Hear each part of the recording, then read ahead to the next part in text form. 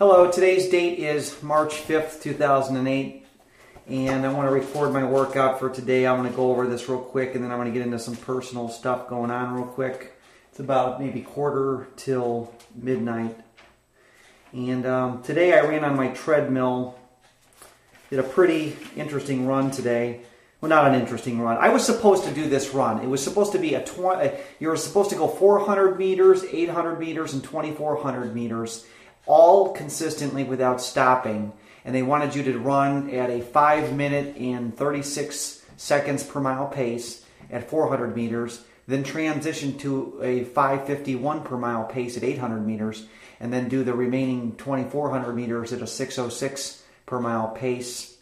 And then you take a break or a slow interval in between, like a 6 miles per hour for, I don't know, 400 meters or whatever. And then you start all over again and you repeat that. That's intense. It would have been a pretty intense run for me. It would have been 3 or 4 miles. I alternated. First of all, I want to start off by saying I ran from 10:07 to 10:46 p.m. I burned 506 calories, 4.30 miles in 30 minutes. I averaged about 6:59 per mile. And what I did was from 0 to 3 minutes, I started out at 7 miles per hour.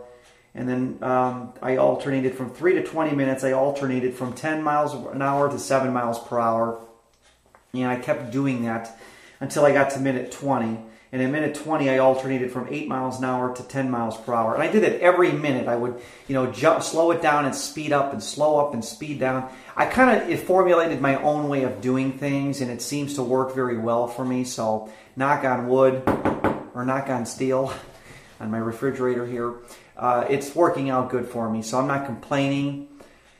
I want to talk about this dilemma that I talked about yesterday about not being able to run the Boston Marathon, or did I talk about that the day before? I got to post all these up online, but I want to say that I kind of think that there's a reason why I may not need to run it this year. Number one, I got to pay off my treadmill. It's about $1,000 and some change, maybe $1,300. And my trip to Boston is going to cost me $1,000 with all the airfare and amenities, food, taxi, everything. The hotel's $210 a night and stuff like that. And so it's really stressful for me right now. And even though I've notified the Boston Athletic Association about, running the Boston Marathon, about how I'd like to do it, there's something in me saying I kind of hope that they don't respond, and maybe 25,000 people will run it. I also need to get this out of my mind that I gotta beat Lance Armstrong, because Lance Armstrong's goal is to do a 2:45 this year, and the best I probably could do is a 2:55, so I'd be within 10 minutes of his score. But I've got so many priorities on my mind right now. Let me tell you how fast priorities change. First of all, I want to say that my training is on schedule. I have not deviated from my training. Hold on a second here. Let me pull this out of here real quick. This is the training manual that I've been using all this time. This is that Rick Morse 3-hour, 0-minute marathon training program. It's page 19 I'm on, and it's week 14. And so I am right up to par with my training. I am continuing my training as if I'm running the Boston Marathon in 7 weeks or 6.5 weeks or whatever. So it's not a matter of not, I thought about this the other day when I called up the Boston Athletic Association, and they said there's no way you can get in the run because it's 25,000 people already filled up the runners, the requirement. I thought, oh, that's ridiculous. And I said, there's a part of me that wanted to get drunk, and I said, I think I'm going to go to the bar, not to the bar, I don't waste my money in bars. I can tell you about that, another reason why I don't go to bars anymore. Namely, it's a waste of money. I can drink for 1/3 or 1/4 the cost. But I wanted to get drunk, but then I said, no, I'm not going to do that. So on the 29th, I actually went out on my treadmill and ran my butt off. And I think that was the run I did where I was telling you that I ran did the hill race. And I was going up the hill at 9% and stuff like that. So it actually worked out really, really good for me. I wasn't complaining at all. I did really, really good on my run in that sense. But I'm trying to get this idea out of my head. Okay, well, if you shoot for goals, and I'm going to talk about this in other installments, you're never going to always meet your goals, because sometimes you're going to have things that come in your direction and throw curveballs at you. It doesn't mean you get off course and you quit. You keep going, but you modify it.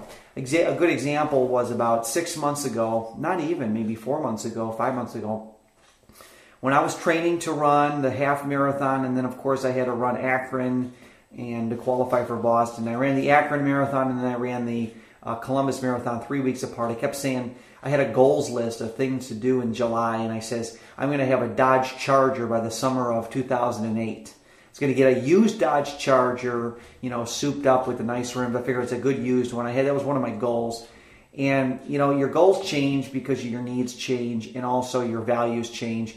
And although goals are important for me to set, I just, material-wise, I cannot afford a Dodge Charger at this point. I got a 12-year-old Ford pickup truck I've been driving for 12 and a half years now. I think I got it in late September of 1995. I've had this truck. I've got 124,000 miles on it now.